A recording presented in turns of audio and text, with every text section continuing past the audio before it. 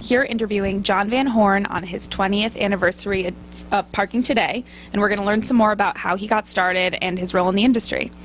So you've been doing this for 20 years, and you went from a print publication to also having a trade show as well as multiple websites.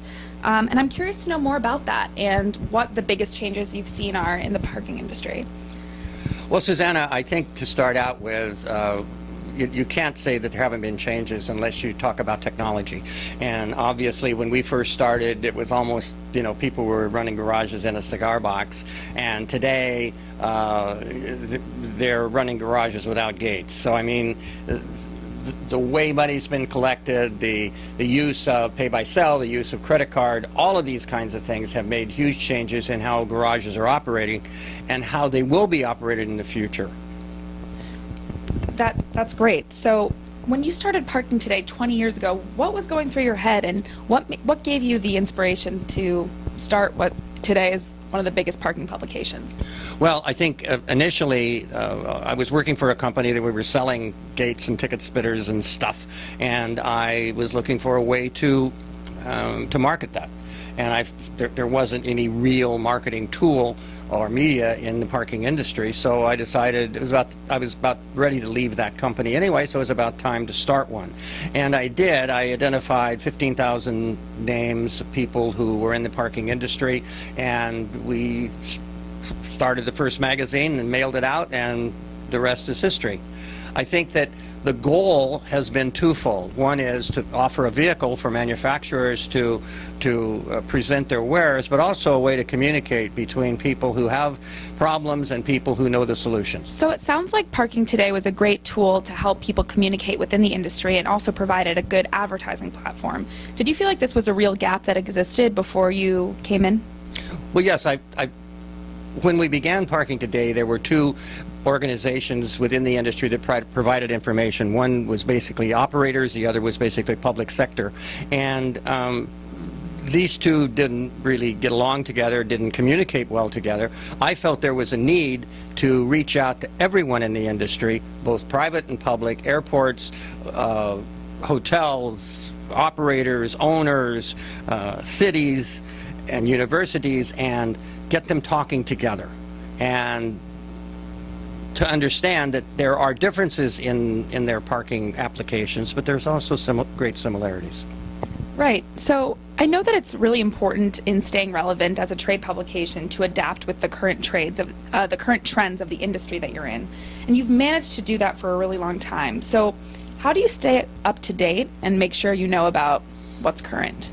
Well, I travel a lot. I put 75 to 100,000 miles a year on my frequent flyer program. I go to Europe, I go to Australia, I go to the Far East, I'm all over the country.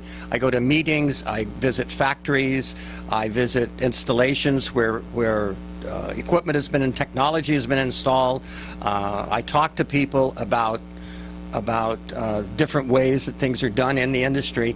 And I think in the end, I try to develop relationships with people that I trust who can tell me the truth about what's going on, about what does work and doesn't work, what's been tried and hasn't been tried. Right. And as far as what those big changes are, you mentioned at the beginning of the interview a big shift that you were seeing in the industry in terms of hardware and the technology that people were relying on.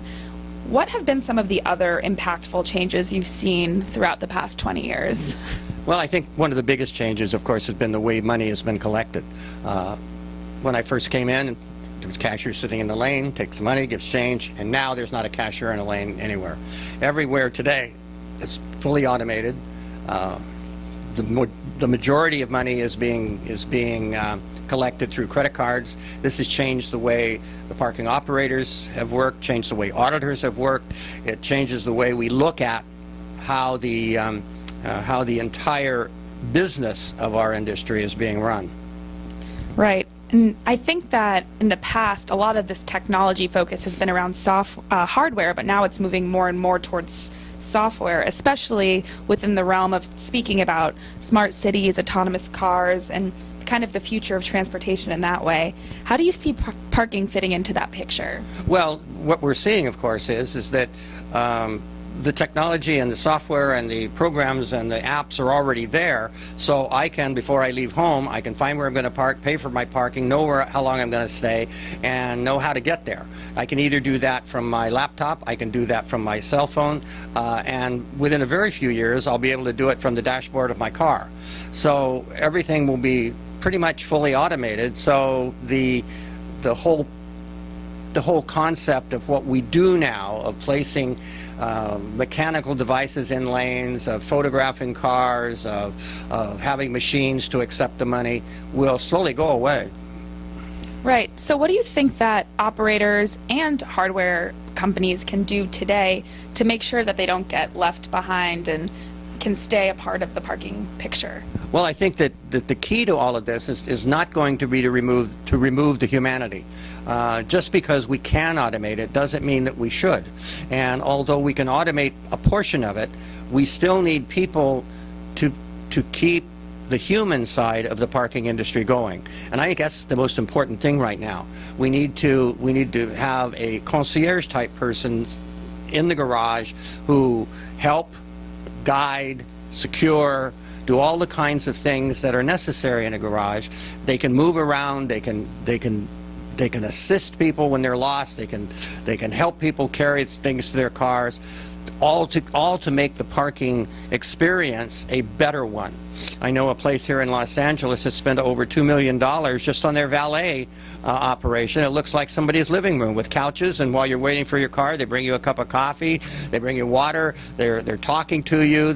It's just a nice experience, and I think that that's what we need to think about.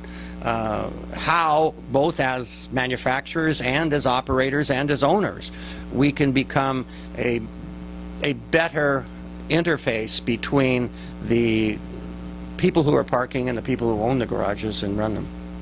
Right. So now we've spoken a lot about the trends within the parking industry that you've been able to share and communicate within the industry. How have you been able to continue to reach people with all the different changes in communication that have come with the internet and that type of thing? Well, personally, I'm a Luddite, and I use carrier pigeons and smoke signals, but I have surrounded myself with people who do know how to use the tools that have been provided to us by Silicon Valley, so that we can reach out to people, whether it's on their smartphone, whether it's on their desktop, whether it's through email, or whether we send them a magazine. We approach it from all the different aspects of the way that you can communicate. I think if you take just one of them and you say, well, we're only going to have the magazine be online, you're going to lose a lot of potential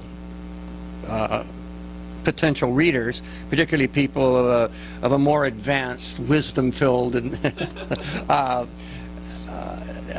generation.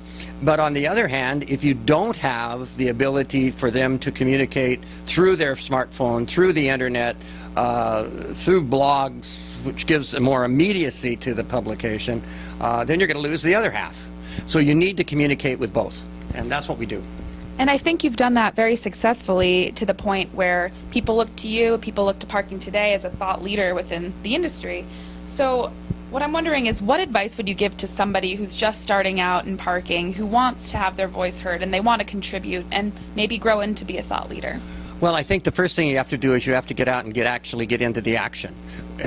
Whatever segment of the industry you're in, whether you're an app provider like your company, or whether you are a manufacturer, or whether you're an operator, whether you're an owner, whether you're a city, whatever it is, you need to get down to the level and learn about what the customers need, what the problems are, and learn how to solve them. There's no course on how to be a parking person at a major university. You have to learn it in real time. And then, once you've become established, you can go around and talk to people and share your experiences with them. They will do the same at trade shows like the Parking Industry Exhibition, which will be held in March of this upcoming year. And I think that is the most important thing you can do. Sitting behind your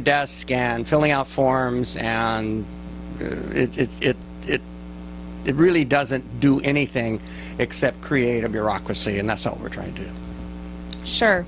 So we've spoken about how Parking Today got from where it was to how it is today, but what's next? How do you plan to expand the company and reach more people and continue to stay relevant? Well, we've already determined that our circulation may be too small. We have identified another 5,000 that we can reach out to. We've already reached out to them online, and we are asking people whether or not they would rather read the magazine online or they would rather read the magazine in person, and we're learning how to expand our readership in that way. More importantly, I think we need new content. We need young people like yourselves coming in and helping us bring a different outlook and viewpoint to what we're trying to do. And so I think you're going to see more, like right now, we've got Melissa, we've got Peter, we've got Kathleen, we've got people who, like Jeff, who are young, vibrant writers who bring their point of view to what we're doing. And you're going to see more than that. Content is king, and we are going to ensure that we have the best content and also the timeliest content. Remember what I said earlier, that this is ED. It is engaged. We want to be constantly engaged. We want to be dynamic because we're always changing, and we want to ensure that we fit into everything so we're immediate. That's great. So this has been really eye-opening to see how Parking Today became so established and what to expect for the future. Thank you so much for taking the time. Thank you. It's my pleasure. This is great.